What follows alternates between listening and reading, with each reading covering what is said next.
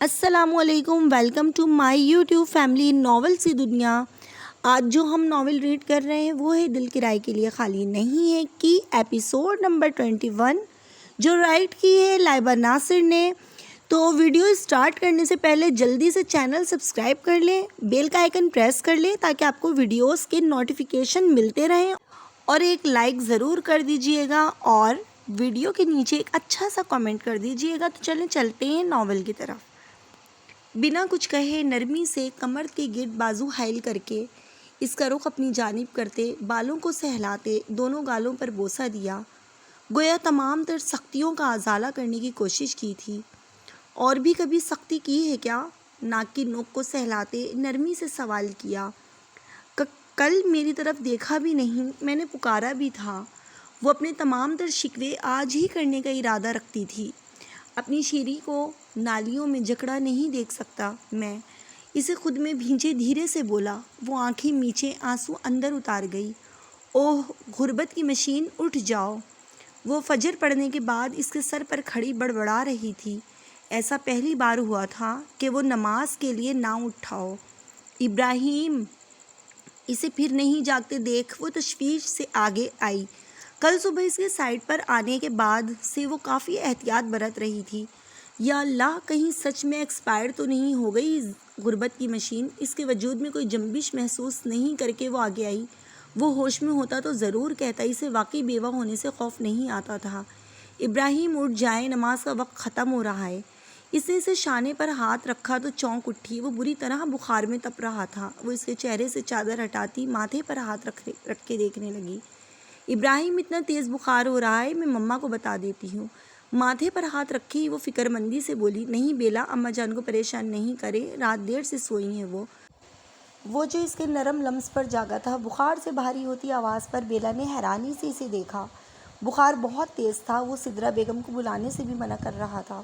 بخار بہت تیز ہے، وہ دھیرے سے بولی، ٹھیک ہو جائے گا، اماں جان کو نہیں جگائیں۔ وہ ماتھے پر انگلیاں مسلتا اٹھ بیٹھا۔ میں کچھ کر سکتی ہوں؟ ابراہیم نے سوالیہ نظروں سے اس کی جانب دیکھا۔ مطلب انسانیت کے رشتے سے؟ وہ جلدی سے بولی، مبادا کچھ اور ہی نہ سمجھ بیٹھے۔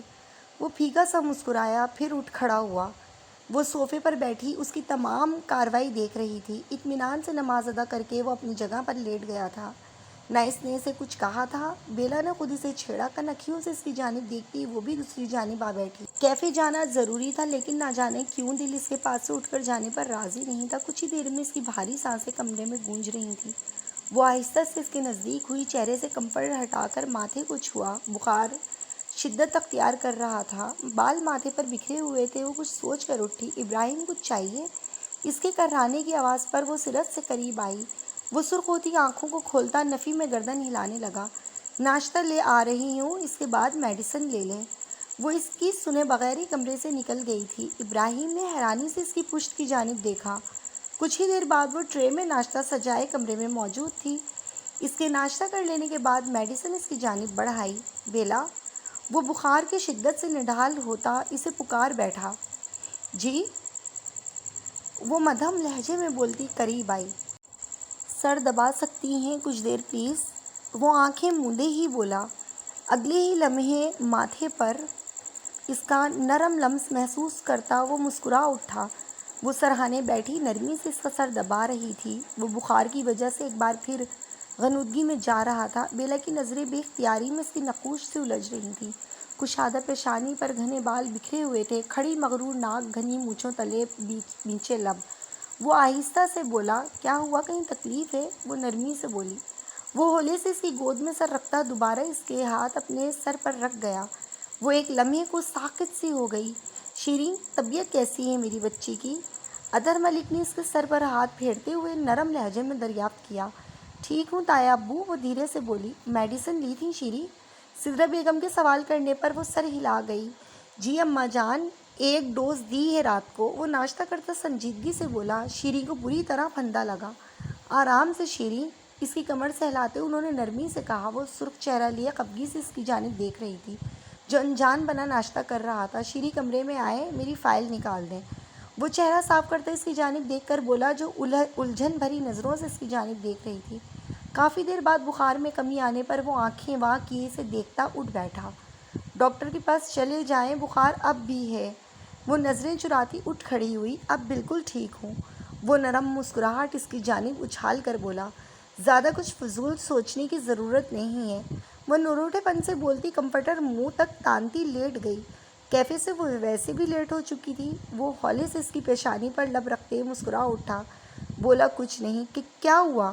وہ دروازے پر ہی کھڑی دھیرے سے بولی، خیال رکھنا ہے اپنا بہت زیادہ، دوبارہ اپنی بیوی کو اس حالت میں نہیں دیکھنا چاہتا میں۔ ماتھے پر لب رکھتے وہ سنجیدگی سے بولا، تو تم نے نہیں رکھا تھا؟ وہ سینے سے لگتی شکوہ کناں لہجے میں بولی، میں بھی رکھ لوں گا، ابھی میری بیوی آپ کے پاس میری امانت ہے۔ وہ دھیرے سے سر ہلا گئی۔ صبح صادق آپ کی آنکھیں کھلنے کے بعد حسین کرنوں کو جنم دے رہی تھی۔ مرجھائے ہوئے پیڑوں کی شاخیں نمو پکڑ لیتی ہیں، پرندوں کی آوازوں میں جان پڑ جاتی ہے، پرندے چہچانے لگتے ہیں، مشرق و مغرب، جنوب و شمال، چاروں اطراف صبح کی کرنیں آسودگی پھیلاتی جاتی ہیں۔ حسین صبح تمہارے توسط سے بنجر زدہ چہروں پر ہریالی لانے کا سبب بنتی ہے، باغات میں لگے پھولوں میں خوشبو کی نئی تازگیاں جنم لینا شروع کر دیتی ہیں۔ حقیقت یہی ہے، آپ کی آنکھیں کھلنا میرے وجود کو فرحت بخش احساس سے نوازتا ہے۔ آپ کے توسط سے صبح پر نکھار چڑھتا ہے اور روشنی کو ضیاء ملتی ہے۔ سچ یہی ہے، صبح تمہارے وجود سے روشن اور آپ کی آنکھوں سے حسین بنتی ہے۔ اس کی آنکھوں پر لب رکھتے ہی وہ زیر لب سرگوشی کر رہا تھا۔ دن اس کی سنگت میں حسین تر گزر رہے تھے۔ نازک سی یہ لڑکی اس کی زندگی میں بہت اہم ہو گئی تھی۔ وہ ہلکا سا کسمساتی کمبل مزید سر تک تان گئی تھی۔ اس کے لبوں پر دلکش مسکراہٹ ابھری۔ سال ہونے کو آ گئے تھے ان کی شادی کو، اور اس کی بیوی آج بھی یوں ہی سہمی سہمی رہتی تھی۔ زاوی کی جان، کمبل اس کے چہرے سے ہٹاتا وہ جاندار مسکراہٹ لبوں پر لیے اس کی جانب جھکا، اٹھ جائے نا شیریں۔ ناک کی چمکتی لونگ کو چھیڑتے وہ دھیرے سے بولا، تم مجھے تنگ کر رہے ہو۔ نیند کی خمار لیے آنکھیں کھولتی وہ خفگی سے بولی، ابھی تو کچھ نہیں کیا وائفی۔ لبوں سے ناک کی نوک چھوتا وہ سنجیدگی سے بولا، زاوی۔ اس کے سینے پر انگلی پھیرتی وہ پیار سے اسے پکار رہی تھی، مجھے ریسٹورنٹ لے چلو نا پلیز۔ زاوار نے بھویں سکیڑ کر اس کی جانب دیکھا، آپ جانتی ہیں نا شیریں، آپ نے اپنی ڈائٹ کا خیال رکھنا ہے، باہر کی چیزیں نہیں لے سکتی آپ۔ اس کے گال سے ہلاتے اس نے نرمی سے سمجھانا چاہا، مجھے جانا ہے، اب کچھ بھی اپنی مرضی سے نہیں کر سکتی میں، اس طرح نہیں زندہ رہنا چاہتی میں، سانس سانس کے لیے دعاؤں کی محتاج ہو گئی ہوں۔ 2 دن مساج نہ لوں، میڈیسن نہ لوں تو سانس نہیں لے سکتی، میں کیا کروں زاوی؟ وہ اس کے سینے پر سر رکھتی سسک رہی تھی۔ وہ لب بھینچے اسے دیکھ کر رہ گیا، اتنی ضدی وہ کبھی بھی نہیں تھی۔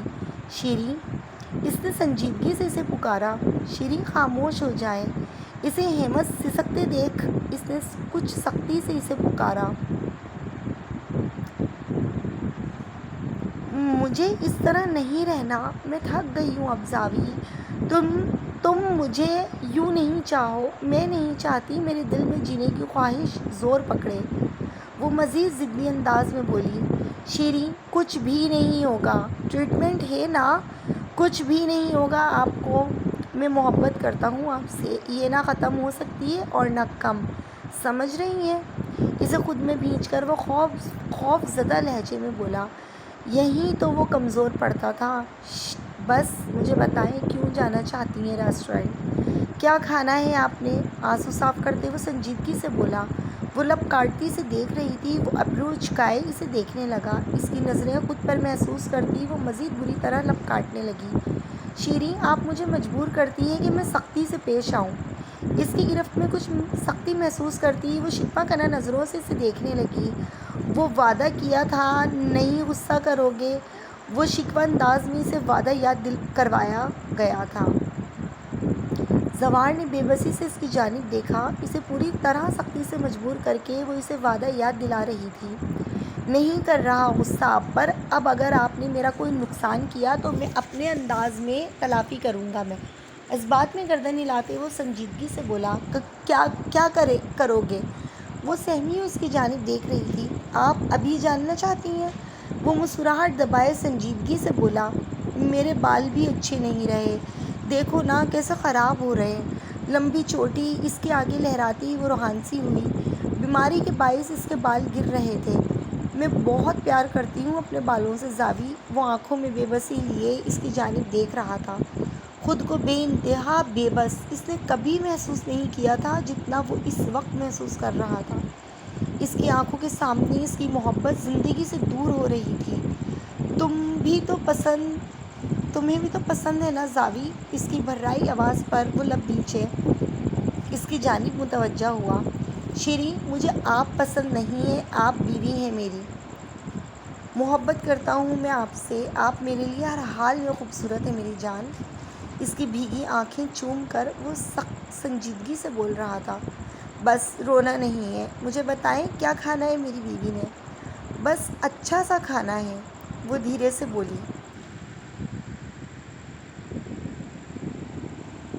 ایک کوئی اسرار جزیرے پہ جب چاند کی روشنی چمکے گا اور گہرے بہتے پانی پہ کوئی پتا ٹوٹ کے تیرے گا، چند بھنورے رقص سے تھک کر جب پھول کی باتیں کر لیں گے، شجر ہوا سے لڑ کر جب رات کو قاصد مانیں گے، اور بکھری لہروں پہ ہچکولے کھاتی کوئی کشتی کنارہ پا لے گی، تب ایک انگڑائی لے کر وہ نیند میں کروٹ بدلے گی۔ وہ لڑکی ایک اندلس کی شام جیسے مست خرام کرنے والا بلوچستان کا جام جیسے فتح کے بعد کسی سلطنت کا نیا نویلا نام جیسے وہ کسی ولی کی درگاہ کا ایک اونچا مینار ہے سائی، وہ قدرت کی مصوری کا ایک انوکھا شاہکار ہے سائی۔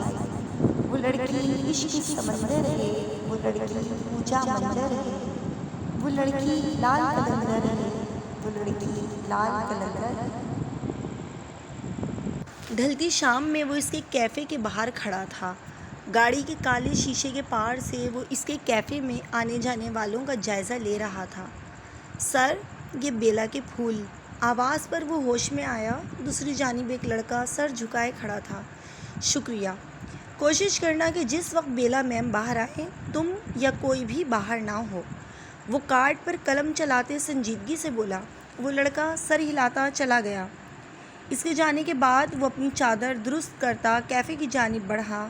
فیہا، وہ سوسر تو پکڑانا، اور سنو، تم آج جلدی ہی چلی جاؤ، تمہیں ہاسپٹل بھی تو جانا ہے نا؟ مجھے تو یوں بھی واپس اس غربت کی مشین کے ساتھ ہی جانا ہے۔ شیشے کے دروازے کے پار وہ بیک میں کچن ایریا میں کھڑی ہاتھ پیچھے کی جانب بڑھائے مصروف سی سیاح سے بولی۔ فیہا کے ہاتھ کے بجائے بالوں سے بھرے مضبوط بازوؤں پر نظریں جانے پر وہ حیران سی اس کی جانب گھومی۔ آپ کی عادت ہے چوروں کی طرح آنے کی۔ سامنے کھڑے ابراہیم کو دیکھ کر اس کا حلق تک کڑوا ہو گیا تھا۔ چوروں کی طرح آنے کی مجھے نہ تو ضرورت ہے نہ میری عادت ہے۔ سوسر اس کے ہاتھ میں پکڑاتا وہ اپنے مخصوص انداز میں بولا۔ کیوں آئی ہیں اس وقت؟ وہ ناک چڑھاتی تنک کر بولی۔ اپنی بیوی کے غربت کے طعنوں سے پریشان ہو گیا ہوں میں۔ اپنے کیفے میں کوئی نوکری ہی دے دیں مجھے، غربت کی مشین کا ٹیگ تو دور کر سکوں۔ وہ اطمینان سے بولتا اس کے ہاتھ سے نائف لے چکا تھا۔ یہ کیا کر رہے ہیں؟ وہ حیرت زدہ سی اسے دیکھ کر بولی، جو مطمئن سا اب پاستا کے لیے سبزیاں کاٹ رہا تھا۔ ابراہیم، کیا کر رہے ہیں آپ؟ وہ حیران سی اسے دیکھ رہی تھی جو مہارت سے سبزیاں کٹ کر رہا تھا۔ اس کی لمبی انگلیاں حرکت کرتی اس کی توجہ اپنی جانب مبذول کر رہی تھیں۔ اچھا لگ رہا ہوں نا؟ تو قریب آ کے دیکھ لیں، حق رکھتی ہیں آپ، وہ مصروف انداز میں سنجیدگی سے بولا۔ خوش فہمی کی دکان، سستے ہیرو، اتنے برے دن نہیں آئے بیلا افضل ملک کے۔ وہ غصے سے بولتی دوسری جانب بڑھنے لگی۔ اگلے ہی لمحے اس کی کلائی اس کی گرفت میں تھی۔ قریب سے دیکھ لیں، یقین کریں برا نہیں لگوں گا۔ اس کے قریب ہوتا وہ مسکراتے ہوئے لہجے میں بولا۔ راستہ دیں، ہٹیں پلیز۔ وہ اپنی حالت سے پریشان ہوتی دھیرے سے بولی۔ اگر میں کہوں میں آپ کو دیکھنا چاہتا ہوں قریب سے تو؟ اٹھتی گرتی پلکوں کی جھالر سے محظوظ ہوتا وہ نچلا لب دبائے مسکرایا۔ کمبخت مسکراتا بھی اتنا پیارا ہے۔ وہ اپنی دل کی حالت سے پریشان ہوتی پہلو بدل گئی۔ اس کے لبوں پر جاندار مسکراہٹ ابھری۔ اپنی دلکشی سے وہ اچھی طرح واقف تھا۔ اچھا سنیں، کسی کام سے جانا پڑ رہا ہے، واپسی پر رات زیادہ ہو جائے گی، آج آپ کو زابی پک کر لے گا۔